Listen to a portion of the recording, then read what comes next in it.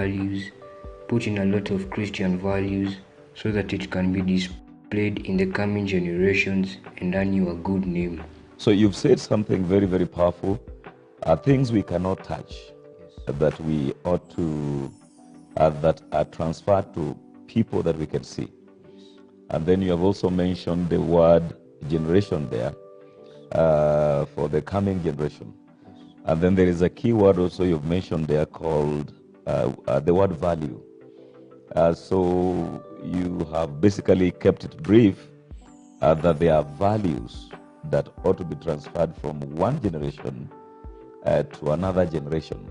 And you've quickly touched on the Christian values that ought to be transferred from one generation to another generation. I don't know your understanding of the word generation. What do you understand by the word? Basically, it's a reproduction or a lineage that is yet to come because of something you're doing now. So what you want to do now is what the next coming people in the same lineage are trying to do. So comes in when you talk about the word generation, there comes in the word lineage, there comes in the word reproduction. Now those are very key words. In other words, there is production. Now the word production has no prefix, it has no suffix. So when you put the word reproduction, it brings in something very powerful. So when we talk about generation, we are talking about reproduction. In other words, production taking place a second time. The word re being a prefix, and that word talks about before. Again. Actually, it means again. Reproduction. So there are keywords that are just coming in. Things are just falling in place. So we're having the word reproduction. We're having the word lineage. And then you've talked about reproduction, you've talked about lineage, you've now talked about values. I'm just compiling the things you are saying. And so it means we can never have reproduction where there has been no production. That now leaves us with what we call the original, the blueprint. The original, the blueprint. Some other people will talk about the carbon copy, original, talk about blueprint. Some other people talk about the carbon copy. So which means there is something that we have as an original, and then we are getting something else out of what is existing. So you're just trying to let us know what generational greatness could be all about. And of course, there's the word greatness also there. You've tried to touch on the word generational. Now, the word greatness in your own view. Something that is, it's unique in a way. Uniqueness, yes. That is worth like having more accomplishment. More accomplishments. Accomplishment and the uniqueness of it. The uniqueness of something. And also the things that are required to be done in order to achieve that unique purpose. That uniqueness.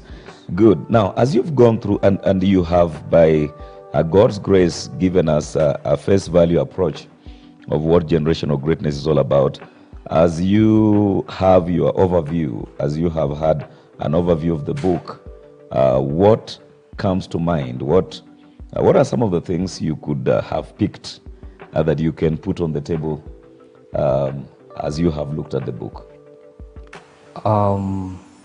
It really comes down with parents being role models. Okay. Towards their children, because parents are the first teachers towards children. Okay. You don't need to have any schooling for that. Okay. It is all in you for you to see the value of parenthood, as well as nurturing that family aspect of raising children. Okay. And also making sure that you can see it far ahead, passing on from your children to other people or to people of the same lineage. Okay. Now, as a student of global perspectives, because I know you taking that, Yes. Global perspectives, it means you sampling stuff, and when you're sampling stuff, Are you also sampling? You sampling things that are happening worldwide? Are you looking at different cultures in different cultures globally? The word globe actually talking about the world, different cultures globally. Yes. Are you looking at different ways of life, different political systems, a different approach to sports on a global perspective? Actually, using the same word to describe the same word. Now, before we even get into the book, what would you, are there probably families that you have come across or that you have come across in the course of your study or in the course of your data collection or just in the course of your own personal personal view of things?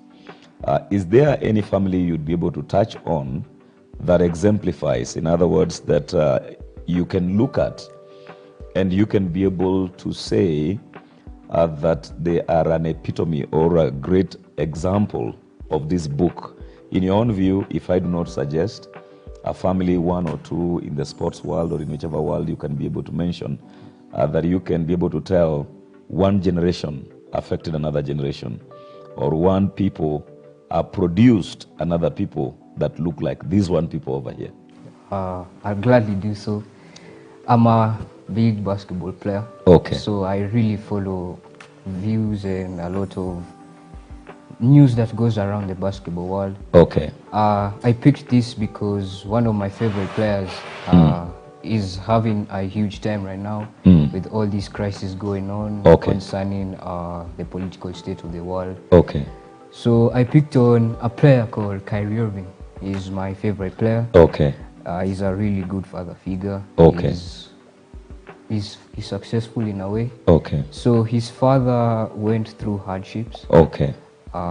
He lost his mother when he was a young kid. This basketballer lost his mother when he was a young kid. Kyrie lost the mom when he was young. Okay.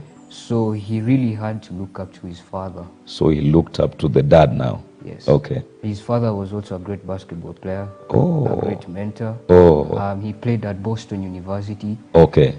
And he had to sacrifice the dreams of entering into the big league to provide for the kids. Okay. They were living in Australia. Okay. So that nurturing system of the father sacrificing made him realize that even if he does the same, if Kyrie does the same, sacrificing his time to perfect his craft as a player, he would reach at the top where his dad never reached. Okay. So when he was young, he started training aggressively, got drafted in 2011.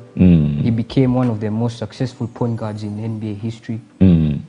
He has a title, he has books, he has everything, contract. You can talk about anything concerning Kyrie.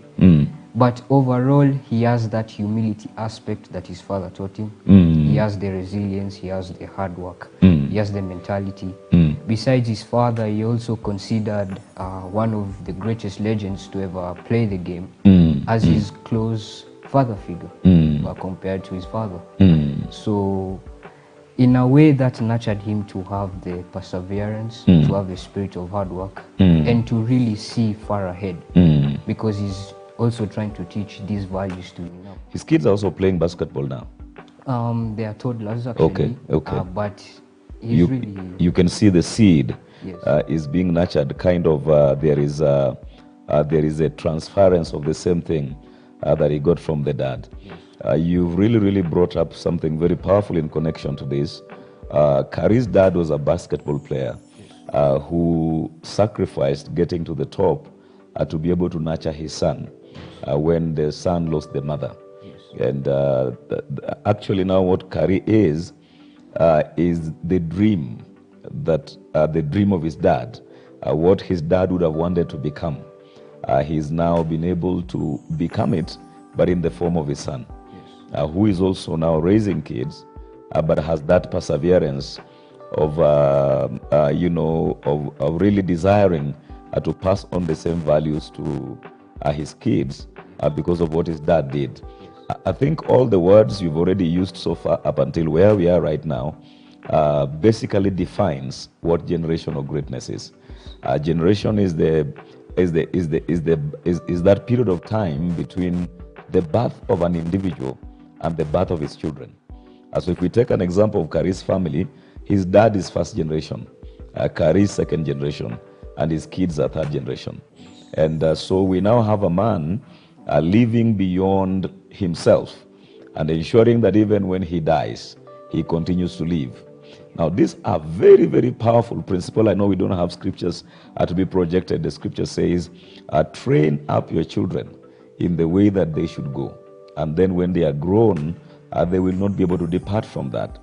So God gives very keen attention on the kids, on the children, on your offspring. This is something I've been telling you people, that what I'm teaching you right now is not just about you, is that you may be able to give the same to your kids. So God knows the only way to have the future, the child has to be affected. Where the child is neglected, the future is abolished, and the future is basically aborted. And that is what we have in generational greatness. Ladies and gentlemen, with my son, Minister Joshua Olo, who also happens to be a student of Global Perspectives, and we are with him on set. Within the pages, we are looking at the book Generational Greatness, and this is one of the books I tell you you'd want to read. Parenting comes with no manual. There's none of us that is an expert in greatness. The world seems to have done better than the Christians.